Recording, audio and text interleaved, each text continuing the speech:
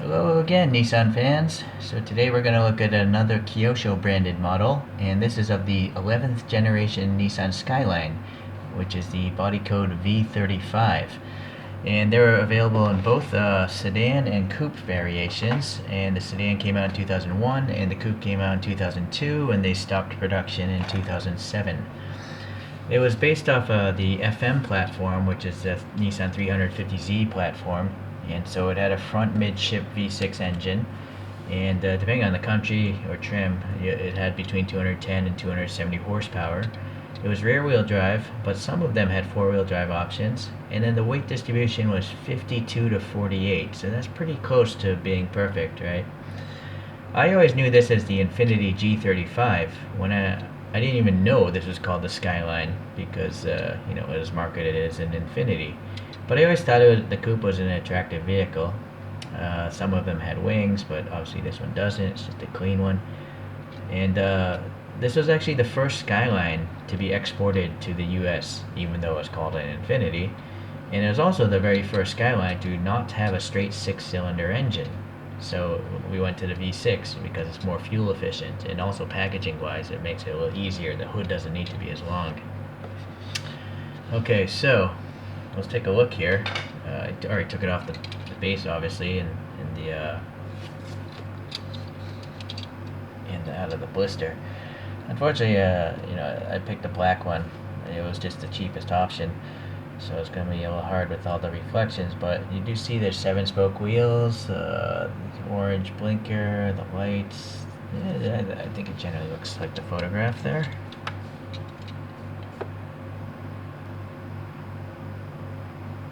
Okay.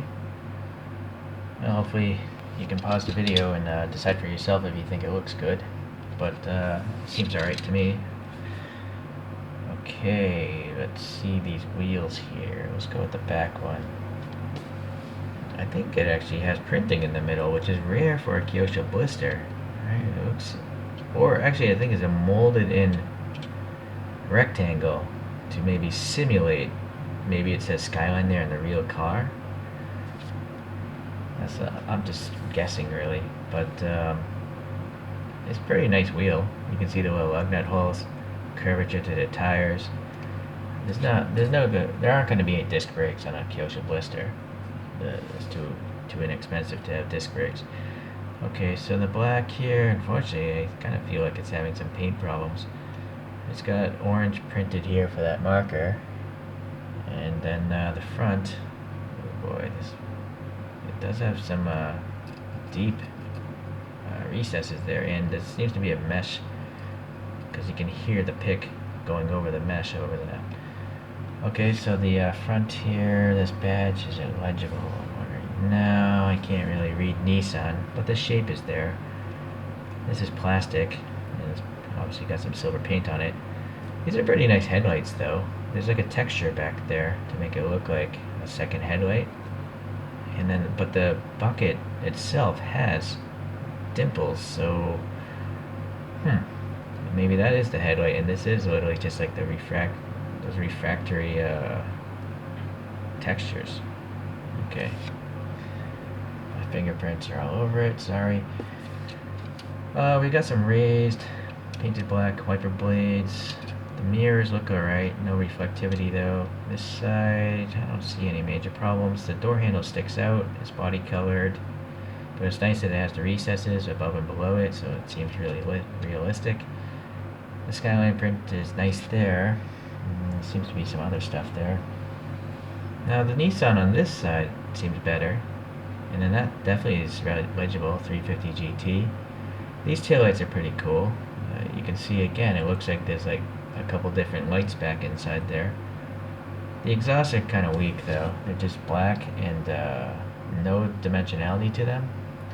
It seems like I think the real one has like a little chrome piece there bolted on, so it would have been nice if these were painted silver.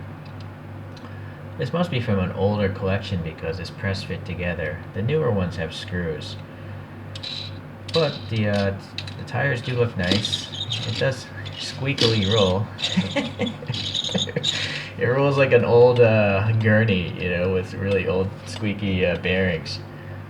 So I thought that was funny. Decent enough detail there. Okay, now the top here, more paint rash going on there. A little bit up here. So yeah, black might be the worst color to have in diecast, because it does get paint rash. Not as much as red in my experience, but it's just so reflective. It's really hard to see. You know, I'm pretty sure in this video it's just difficult. But I don't really love this car that much, so I figured I'd just pick the cheaper one. So let's see if we can see anything in the interior. Kyosho just has black plastic, and they have great detail though. There's the shifter, the center has some switches and stuff. The steering wheel looks pretty nice. Steering cluster, those little +2 seats there, some padded details, right? So it's okay. You know, all the windows have some black paint around them to simulate the molding. So it's kind of a stealthy looking car. I think this might be a cool car to do a wheel swap on. You know, if you look up this car online, you see a lot of people pimping out their rides, and they do look nice.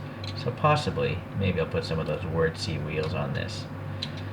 Alright, well, that's it for the review. Let's let it go for a spin one last time so you can bathe in the beauty of the general Skyline. So, a random note, do people's solar spinners die?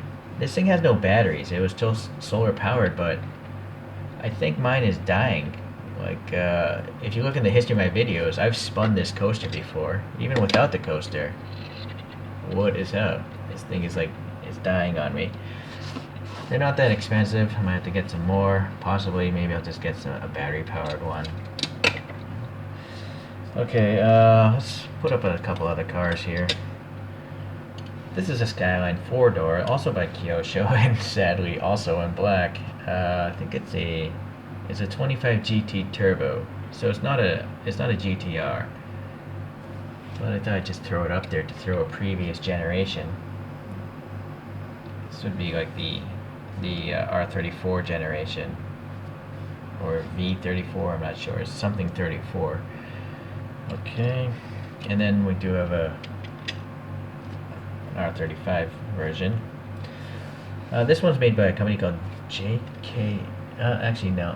I have no clue who made this. This is just one of those generic ones you can find online, and they have many different color choices. But it's actually pretty good for the money. You find it online and you'll see it's under 10 bucks. Okay.